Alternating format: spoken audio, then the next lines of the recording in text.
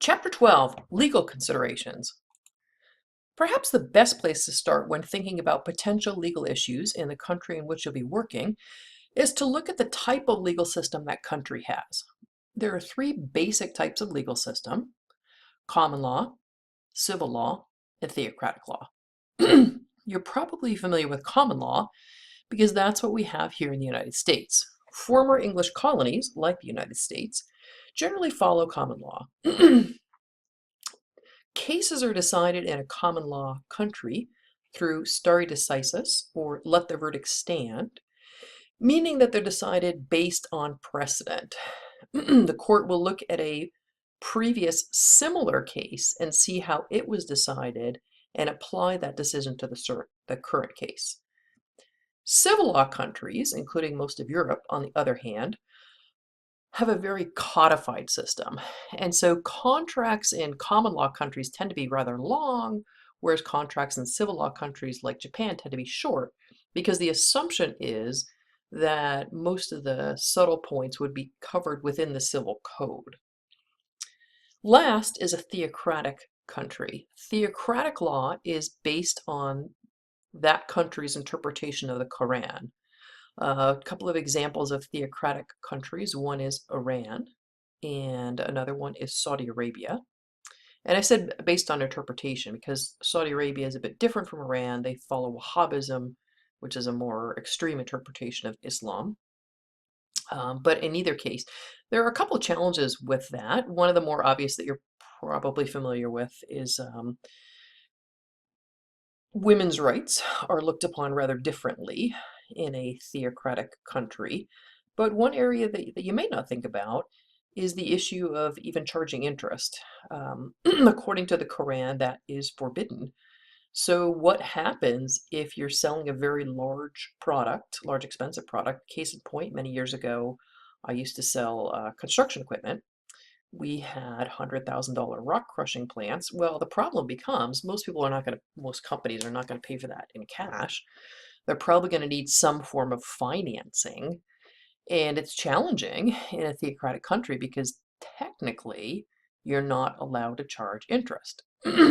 Or more correctly, the buyer is not allowed to pay interest, which amounts to about the same thing. So there are ways of getting around that, but it nonetheless is challenging. So it's important to learn about the legal system that you're going into prior to embarking. Okay, so let's look at a couple of specifics in terms of legal issues.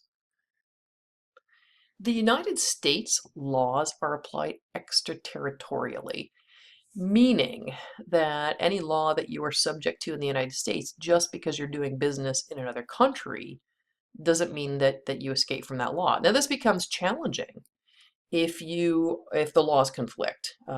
Case in point, the United States, as we'll talk about in a minute, still has an embargo against Cuba. Now, granted, that's in the process of being loosened up, but it's still in place. So Walmart ran into problems because they were selling Cuban pajamas in their Canadian stores. As I said a minute ago, U.S. laws applied extraterritorially. So even though they're a U.S. company, even though they were doing business in Canada, they're still subject to U.S. laws. However, the Canadian laws conflicted because the Canadians said, hey, we don't have a beef with Cuba. Go ahead and put the pajamas back out. A couple of other issues that we'll talk about are embargoes and export controls, antitrust laws, and product liability. Okay, so let's look at a scenario. Let's say that you are hoping to sell a water treatment plant in Nigeria, and you know that your company has the best product on the line. However, the Minister of Development has come to you and said, I would really like you to help my son out, help him get a scholarship, or give him a scholarship, wink, wink, so he can go to that lovely college in Long Beach with the beaches and the bunnies, although we only have one or two bunnies now. So you get it, you get the wink, wink, and you say, I think I will offer your nephew a scholarship. Here's a check for $10,000 for his wink, wink scholarship.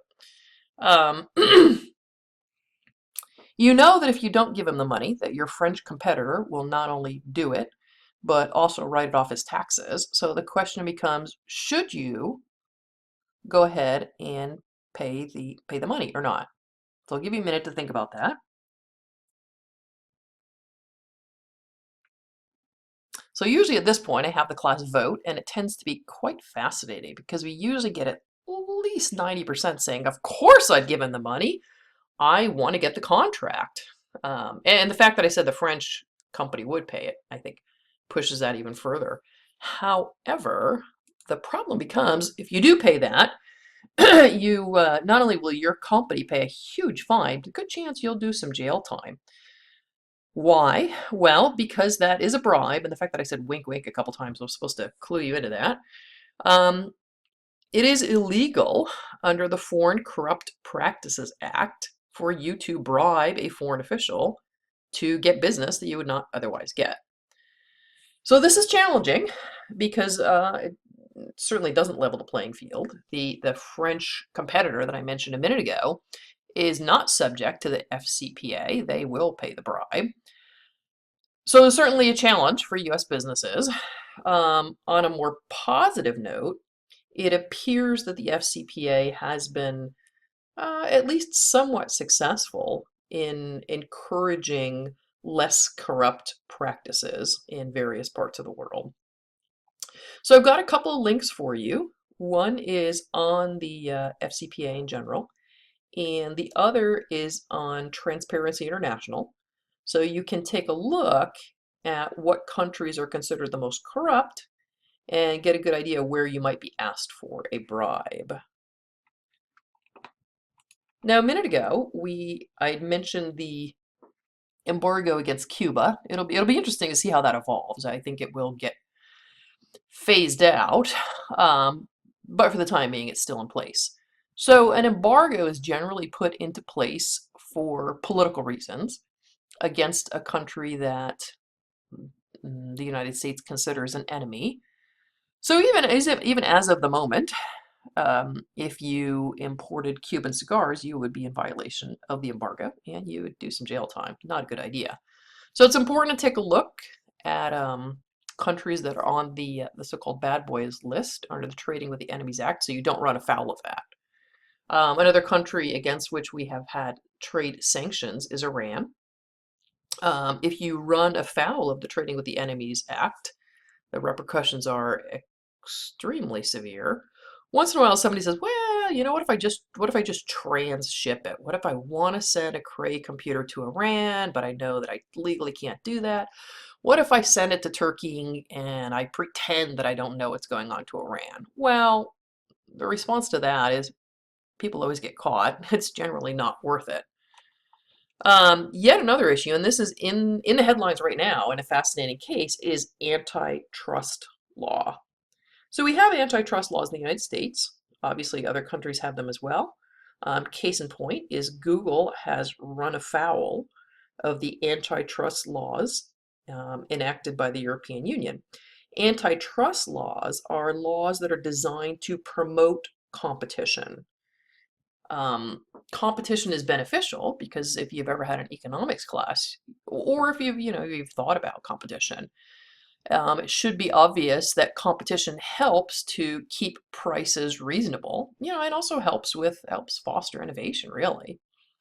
So I'll include a link on Google as well, and perhaps we can talk about that a bit more to see what's going on there.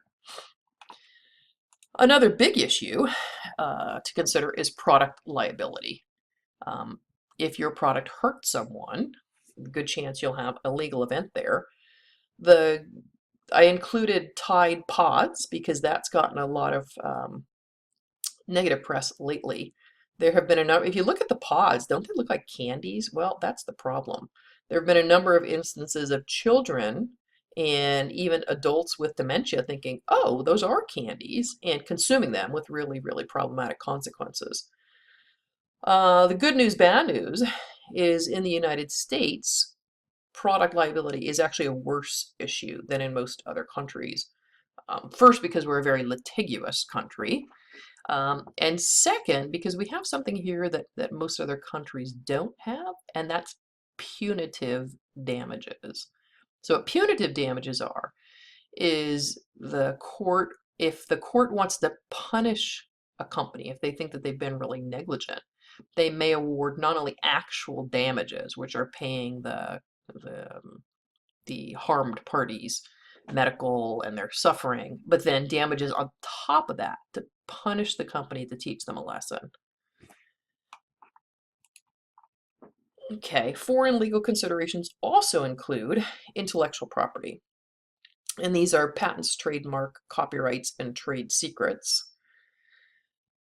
We had already had the Jesus Jeans case, so I won't belabor this. We had had a bit of time to think about intellectual property. It is important to understand, what's going on in the country in which you are doing business and see whether or not your trademark, trade name is registered, etc.